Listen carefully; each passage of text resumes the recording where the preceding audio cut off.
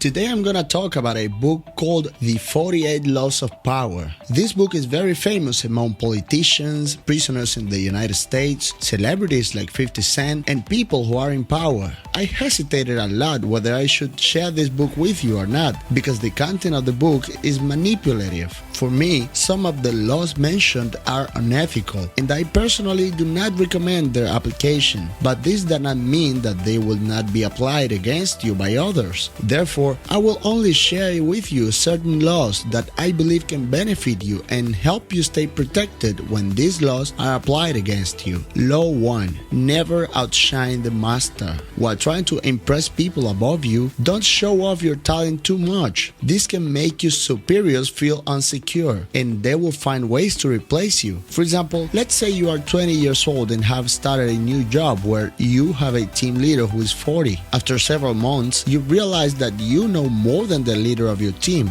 and you have great ideas about the team or department. In this situation, never show your superiority, because people in power never want to appear powerless and weak. Your superior knowledge is a threat to your team leader and his position. He may smile at you and act like he likes what you do, but rest assured that at first opportunity he will replace you with a less intelligent person. Always know your limits, and if you don't worry about your superiors looking good and smart, even if you know they are not. This way you will get their support and they will not see you as a threat. If you look closely, you may also remember some friends around you who did not obey this law and faced difficulties, like a smart schoolmate who always showed his knowledge and tried to appear smarter than the teacher, but somehow he always struggled to get a good grade with that same teacher, right? Law 2. Never put too much trust in your friends. Learn to use enemies. The key to power is the ability to judge who is the best person to help you in your interest in all situations. Keep friends for friendship, but work with skilled and competent people. Especially when it comes to a serious business, always stay away from your friends and instead hire a former enemy. The enemy will be more loyal than a friend because he has much more to prove to you. The author says you should fear friends more than enemies. Friends are more likely to envy and betray you and limit your power, as it is harder to maintain a professional distance. Friends are not always honest. They don't express their feelings openly, and it's difficult to read their intentions. In general, people love to think that they have achieved something on their own. That's why your friend can easily ignore the favors you have done to him as a friend and start thinking that he has achieved everything on his own. Law 4. Always say less than necessary. The more you say, the less impressive and in control you will appear, and the greater the chance that you will say something stupid. Powerful people tend to say little. This makes them impressive and intimidating because you cannot guess what they are thinking. Especially when it comes to negotiations and interviews, always pay attention to yourself so that you don't say more than necessary, because you will start working against yourself. Law 5. Don't say more than necessary. If you're facing a strong negotiator, you will see that he doesn't talk much. He will always express his point and then remain silent so that you start talking. Silence is painful. It makes you feel uncomfortable. For example, I'm sure you've noticed that when you're talking to someone, there comes a point when both stop talking and you experience a strange silence. It feels uncomfortable, doesn't it? When this happens, you just want to say something to make this awkward moment go away, right? Sometimes you even say something unrelated to kill the silence and keep the conversation going. But as a result, you can end up saying things you shouldn't say, or reveal too much information and lose your power in the negotiation. Law 9. Win through actions, never through arguments. It is much more powerful to get others to agree with you through your actions without saying a word. Always demonstrate instead of trying to convince someone with your words. The famous sculptor and architect Michelangelo was working on a sculpture, and when he was about to finish, an arrogant mayor of the city, Soderini, enters and says, "You've done a good job, but the nose is too big."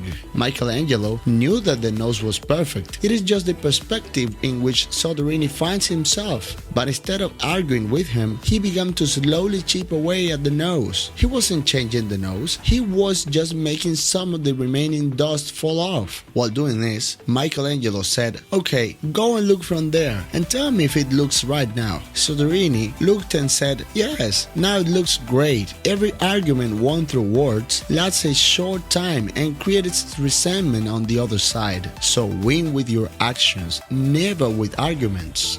Law 10. Infection. Avoid the unhappy and the unfortunate people. You can die because of someone else's misery. Emotional states are as infectious as disease. You may feel like you're helping the man who is drowning, but you are only hastening his own disaster. The unfortunate sometimes draw misfortunes upon themselves, and they will also draw it upon you. You may feel like you're helping that friend who constantly goes to jail or breaks simple rules, but you're infecting yourself.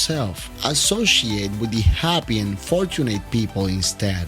Law 13. When asking for help, appeal to people's self-interests, never to their mercy or gratitude. If you need help from someone, don't bother reminding them of the things you did for them in the past. They will find a way to ignore you. Instead, find something in your request, something that will benefit them, and emphasize it with great attention. He will respond enthusiastically when he sees that something can be gained for himself. When I started creating these videos, I approached people and asked for their feedback. One day, I called a friend and asked if he could meet me for 10 minutes to give me his opinion. As soon as I called him, he started making excuses and saying he was tired. Once I heard this, I knew I had to change my approach. So I cut off his sentence and said, okay, no problem. We can meet later. By the way, what's going on? What's happening? I heard you're planning to buy an investment property. Do you want to stay for coffee? I can give you some advice because I recently bought properties for myself. Guess what? He remained silent for a few seconds and then asked some questions about the apartment. After a few hours, we met for a coffee. I told him everything I know, and at the end, I asked if he could give me his opinion. Of course, he said yes and gave me his opinion. Now, you might call this manipulation, but I call it asking things in the right way. Humans are selfish by nature, whether you accept it or not. That's the fact. Whatever we do, our mind always asks this question: what's in it for me? If there's nothing to gain, then we don't take any action. Pay special attention to this law, especially when it comes to asking for help from someone who has more experience or knowledge than you. These people don't want to waste their time, so first research their business and see in what areas you can help them or what kind of problem you can solve, and offer your solution first in exchange for what you want from them. If you're not sure about your action, do not attempt it. Please, your doubts and hesitations will affect its execution. Shyness is dangerous. If you must do something, then it's better to do it boldly. Any mistake you make through boldness is easily corrected with more boldness. Everyone admires the brave. No one honors the timid. A few years ago, one of my friends told me that he didn't want to do anything with boldness. My friend was invited to an interview for a position he didn't know much about. Surprisingly, he passed the interview and got the job. And when I asked him about how he did it, he said there were several questions he couldn't answer, but he always showed a winning mindset and told the interviewer that he would learn everything necessary and be the best interpreter in the department. Several months later, when he was having a coffee with the manager, he said, "The only reason I hired you was your courage and your bravery. Otherwise, you had very few qualifications for the position. Most people in your place wouldn't even dare to come to the interview." Law 36. Ignoring is the best revenge. By acknowledging a problem, you give it existence. The more attention you pay to your enemy, the stronger you make it. And a small mistake often worsens and becomes more visible when you try to fix it. Sometimes it's better to let things be. If there's something you want but can't have, just ignore it. By acknowledging your enemies, even if you do it only to fight with them, you open yourself to their influence. By ignoring them, you cancel them out. This disturbs and angers them, but since they have no deal with you, there's nothing they can do. Law 40. Despise the free lunch. What is offered for free is dangerous. It usually involves a trick or a hidden obligation. It is also advisable to pay the full price. By paying your way, you keep yourself away, free from gratitude, guilt, and deception. Free is one of the most expensive words you can hear. When you hear that something is free, be very careful. Free is almost never free. There's always a hidden price behind it. For example, when you wait in line for an hour to get a $1 product, do you really think you got it for free? You just paid it with an hour of your time. Answer this: do you really think your hour is worth $1? Or do you really think free shipping is free? It's never free. It's just hidden in the price you pay. Law 41. Avoid stepping into the shoes of a great man. What happens first always seems better and more original than what comes after. For example, if you have a famous father, you will have to achieve twice his achievements to overshadow him. So, establish your own name and identity by changing the course. For example, let's say you start a new job and find out that the person who was working in that position before you was one of the best employees. Do you realize how difficult it will be for you to succeed in that position? The previous person has already set his high standards and expectations, and people will expect the same from you. If you want to succeed in that position, you will have to produce twice the results of the previous employee. It's better for you to create your own path so that you don't be compared to the previous employee. Creating your own path and be distinguished for it. But be careful when you do that, because the past often has valuable elements, and it would be foolish to reject everything and distinguish yourself. Avoid the need for change, but never reform too much at once. Everyone understands the need for change in the abstract, but people are creatures of habit and love to do things as they used to. Too much innovation is traumatic and will provoke anger and opposition.